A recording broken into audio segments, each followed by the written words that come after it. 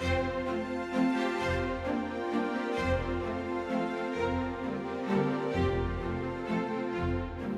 morning. My name is Sam Dail, and I'm happy to be here to share a few minutes on stewardship. When Anna approached me several weeks back to come speak this morning, it came at a time when reflection on stewardship was a welcome distraction from a really difficult season in my professional career. So like any good procrastinator, I stopped what I was doing and drafted a great talk, at least I thought it was a great talk, on the people in my life who taught me the importance of giving their time, energy, and gifts. But after Wendy Muller's great talk on stewardship 2 weeks ago, I decided that nobody wanted to hear the same story twice and went back to the drawing board. It was quite providential that about the same time I was at house church and Mariana Dunn said that a statement on how important it was for her to grow up in the church and how she wanted the same things for her children. I think that was a thought I had taken for granted in my life. It certainly wasn't intentional, and that gave me a bit of time for reflection. My grasp on faith centers on the idea of service. From an early age, serving others was never anything to be lauded, but rather expected. So many stories passed down of my great-grandparents and grandparents centered around this idea of helping people in their time of need. In fact, people I still meet to this day bring that up about them. Now, that being said, my ancestors were certainly not rich in things, but they were rich in the spirit of giving. Thankfully, my church family growing up, though not this exact church, continued this idea of service.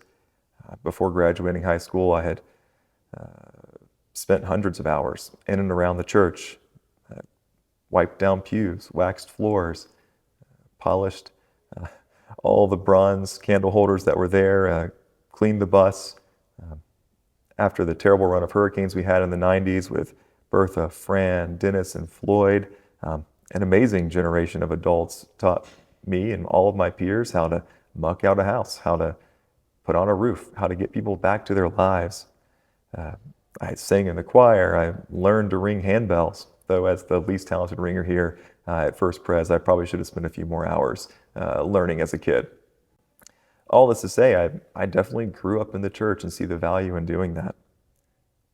So let's bring this to the present. There's nothing I want more in my life of faith for my son and for my son and his peers to have hearts of stewardship and giving, especially at a time when there's so little space for empathy and understanding in public discourse. This starts with each of us here today and online. The children are the future of our community, be it this church, our city, our region, or the world at large.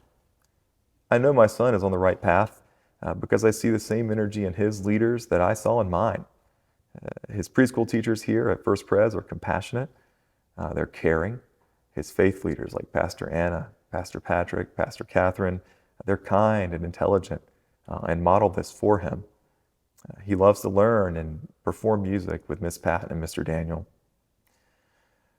In this season of stewardship, let's continue on this path and support the next generation of this church.